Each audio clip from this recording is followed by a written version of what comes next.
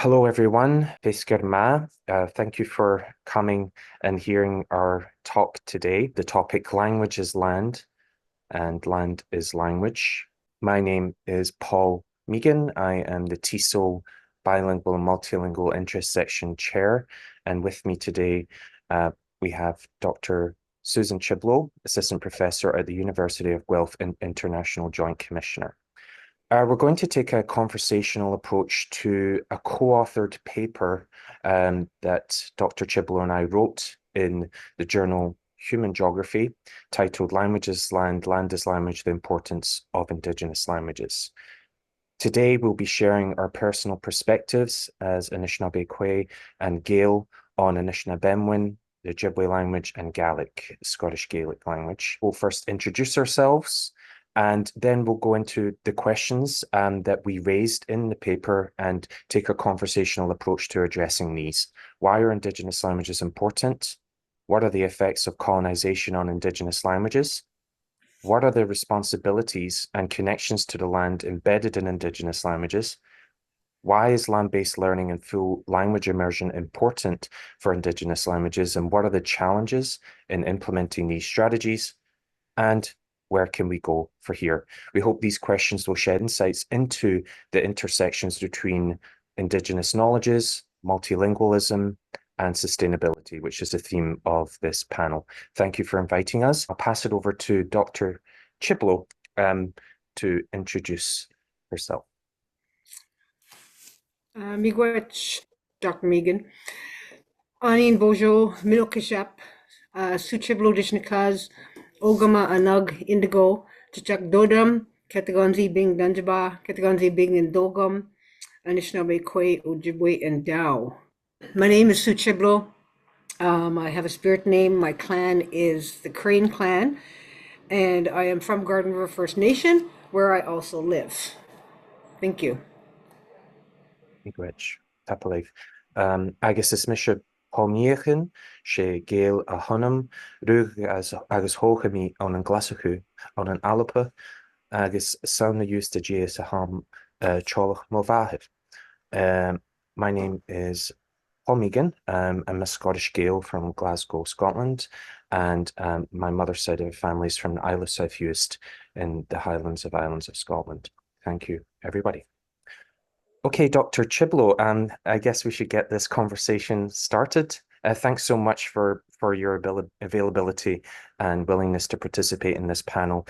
So the first question we had that we'd like to address is, why are Indigenous languages important? I'll just pass that to you first. All right, Miigwech, thank you. Yes, thanks for inviting me. I think, this is such an important topic, Indigenous languages. And for Anishinaabemowin, so I can only speak from my perspective, from the teachings that I've been given. So these are just my understanding of these teachings. People may have other understandings, but I work with elders and language speakers, and I'm always reminded that Anishinaabemowin, which is the name for our language, has our laws, our governance, our knowledge. All of these are embedded right in our language. So for instance, when I name myself through my introduction, I provide my spirit name, my clan, and where I'm from. This demonstrates to other language speakers who I actually am, what my responsibilities are, and how I fit into the bigger picture of community. And when I say community, I'm not just talking about, my First Nation reserve box. I'm talking about the Anishinaabe Nation. And people have that understanding when I introduce myself. And many times when you're working with elders or language speakers, you will see them nodding their head when somebody is introducing themselves because they are understanding this. It is my introductions in the language is also a way of positioning myself. So we position ourselves many times when we write these types of papers, but when I do those, 4 or 5 sentences, it's a way of positioning myself. It's a way of being, a way of understanding, and a way of knowing. And that is embedded in the language along with something as common as introducing myself in the language. Miigwech. Thank you very much, Dr. Chiblow. So many good points one of the main reasons I think Indigenous languages are important, and I've been discovering during that reclamation journey, is a different way of seeing the world and of naming the world, of relating to the world, and the lands around you and the waters around you. So, like we talked about in our paper, Indigenous languages are like ecological encyclopedias and ancestral guides that pass on profound knowledge about your surroundings, but also about who you are as a person. And I believe that can help navigate you through life and through the world and make sense of the world in a more relational way. And if these languages, if Indigenous languages are not passed on, then this wisdom, such as knowledge about the surrounding landscape, the lands and waters, that wisdom is lost to not only the speaker community, but to humanity more broadly and also the future generations. And just one example of that in Gaelic that I've learned in my home islands where my mother is from, there's a stretch of water called Culas Bogog Nameda, and that means the dipping narrows of the sea. And that knowledge of the waters, because it also extends to what when we I think you would agree with this, Dr. Chibble, when we're talking about lands, it's also waters, and that's also your field of expertise. That translates into dipping narrows of the sea, and it guides fishermen in their everyday work. So language is also connected to everyday practice, and much like what you were saying, it informs a way of being as well. It's an everyday practice. Yeah, thank you. I think some of the points that you raise also too, especially knowing who you are, is critical in understanding and learning the language. And knowing who you are is grounds you in being able to conduct a good life, to being able Mm, to live a good life. That was the goal of colonization, was to dismantle indigenous peoples, because colonization has, you know, the terra nullius, lands without people, and they just go forth and conquer. And I think one of the key goals was to dismantle indigenous peoples, and one way that they did it was through trying to take away our language. And when we don't have our language, then we don't understand who we are. We don't know who we are. And we start to be so colonized that we don't think collectively. We don't think holistically. We, the colonization and the English specifically in what is now known as Canada has renamed important places, and nearly every single major city throughout Canada is or was a gathering place for Indigenous peoples. And so by them renaming it, they're claiming it. So I think, you know, part of that is trying to, you know, when we say revitalizing and we're reclaiming, is reclaiming those name places. mm, When we talk about Indigenous languages or Anishinaabe when compared to English, the word right.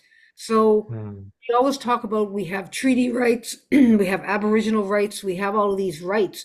mm, But when you speak to language speakers, there is no word for right.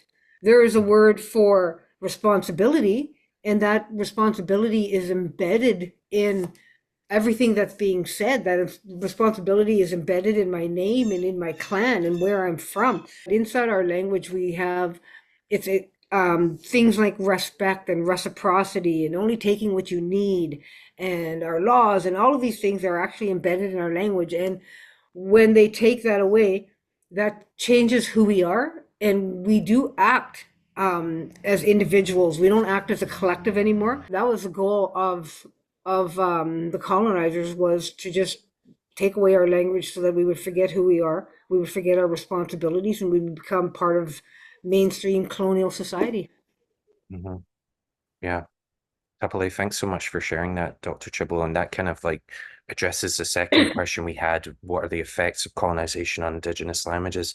And to that, as you were talking, I think that's a really good point, the responsibility and that teachings are embedded within Indigenous languages as well, and a deeper understanding of place, of who we are, and it guides our conduct and behaviors ultimately. And I think that really intersects with the theme of this panel, even in terms of sustainability. I don't know how you feel about this, but even that word sustainability can be fuzzy from an English lens.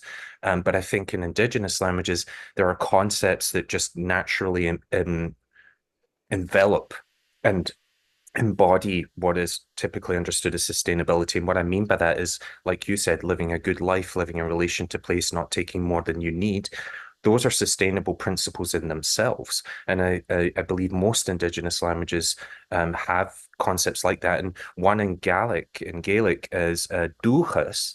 Dúchas, the root word of it, as far as I understand, means is do, and it means earth or land. And this concept has guided Gaels for millennia, and it kind of fosters that kind of interconnectedness with not only humans, but more than humans, and a love and respect for the place that you live, and an inherent want or need to care for that as well and not take more than you need. And that's interesting, that root word to also originates the word dunya in Gaelic, which means can be translated into English as just person, but what it actually means in the language is person that comes from the land or someone who comes from the land, because it's got that same root word. So when you think of language like this and how it also expresses that worldview or embodies that worldview of living in relation to place, to land, the waters, it really is different to languages like English, dominant languages, because English, as we know, carries legacies of imperialism, assimilation, colonialism, and can be easily decontextualized, severed from place, from historical context, from land. And although we can say English is useful, and it is in some respects, the disembodiment of language, like what happens with English, can make it easier for the land and the earth and peoples, like what you were talking about before, to be exploited. For instance, land can just be labeled wasteland in English or given another name, like you mentioned before, taking away the original names of the name of the place and replaced with one that kind of just serves as a mere resource for capitalist agendas because there is no deep and meaningful connection or relationship to that place. Yeah. So given the current climate and humanitarian crisis, Indigenous languages and knowledges are needed more than ever. Yes, I Um, couldn't agree more holistic, more fully with you, especially that word sustainability. You know, when we talk to language speakers about that word, and they're like, "We lived sustainable. It wasn't just yeah. a word, it's actually part of our way of life and actually living that." And I think, a couple of the points that you raised, especially how colonization wanted to, and still, I would say in many instances, still wants to disrupt Mhm. indigenous peoples through indigenous languages. And when we talk about what the word for earth, there are a couple different ways that we say it, and one is Jakamakwe, and Jakamakwe means Mother Earth. So if you understand that the earth is your actual mother, then you treat the earth different. You treat all of the beings that live on the earth different. And so that's one example on how when you just hear the word earth, it's like, well, what is that? If you look up Webster's dictionary, what does it actually even say? But when Mm. you think of the word shakamakwe and my mother, then it is so different on how you treat it. And when we think of all of the beings that are living on the earth, below and on, and even the ones in the sky world and the stars and the moon and everything else, and all of those responsibilities that they have. And in Anishinaabe, embedded again in the language is understanding how everything is imbued with spirit. So rocks, a piece of grass, like the elders say, a blade of grass. You hurt one blade of grass, then you are causing damage. And we think about the birds and the animals and the little crawlers, and all of the beings are imbued with spirit. And when you start to understand that, you actually treat things with respect and in a different way. That example of calling the lands waste. Um, you think about, as a Anishinaabe, our creation story talks about how everything was given a responsibility, and when we call something a waste, we just totally don't have any respect for it. And so some of the points you raise, especially that word sustainability, um, really can be quite tricky to try and understand what that actually means from an indigenous perspective. But it's more, and it's more really about living living that good life, right? Minimum odds win. Yeah, thanks so much, Miigwech. And that kind of addresses one of the third question out of where we're talking about those responsibilities and connections to land embedded in Indigenous language.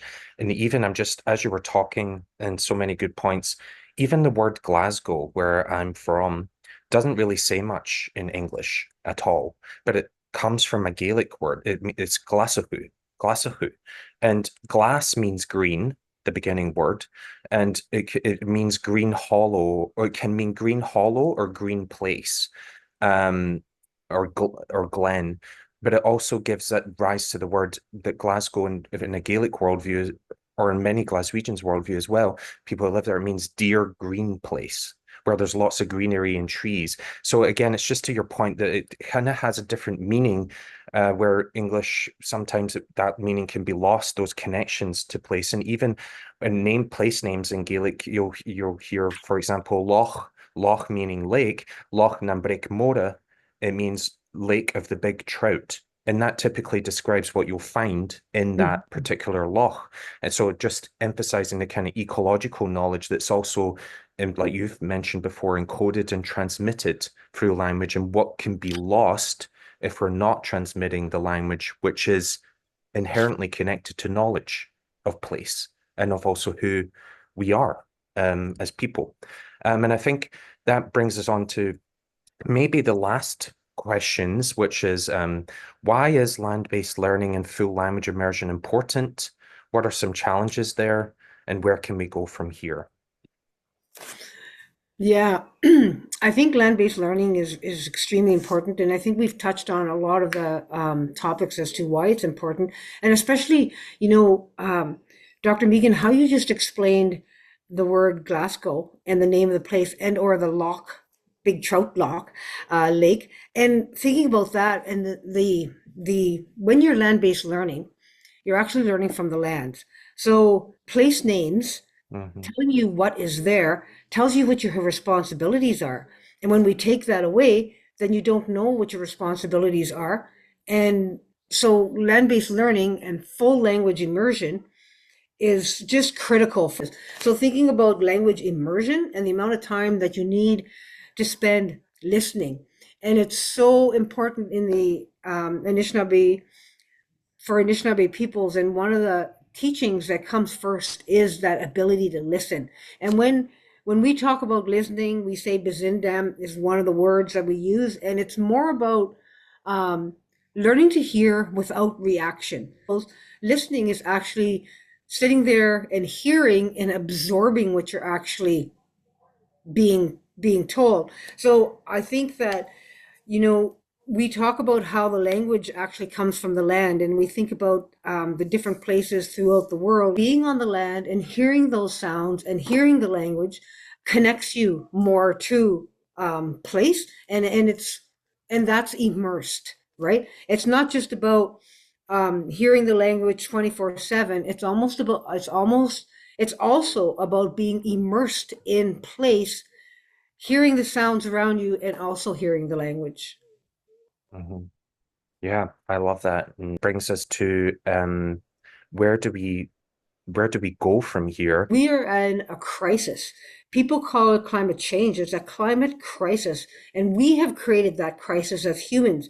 And now we need to come together with all of the languages of the world, bring all of our minds, all of our knowledges to the table so that we can address our disruptive behavior as humans. When we look at Canada, for instance, and their water quality guidelines, it's all Western science driven. There is no Indigenous knowledge as part of that. So, how can you solve a problem with only a portion of the knowledge? You need all of the knowledges to come together, to be at the table, and to be addressing this. Those are excellent points, and I think that's a really nice way to come to round up our discussion and circle back to even the panel theme, which is exploring the intersectionality of multilingualism, Indigenous knowledges, and sustainability, bringing all the languages together, multilingualism, all the knowledges there, will be better equipped to deal with the climate and humanitarian crises. And I think, Dr. Chiblo, I think our conversation is just illustrating how language is land and land is languages, and how Indigenous languages transmit those unique ways of knowing, of being, and of understanding the world around us. So thank you very much for your time.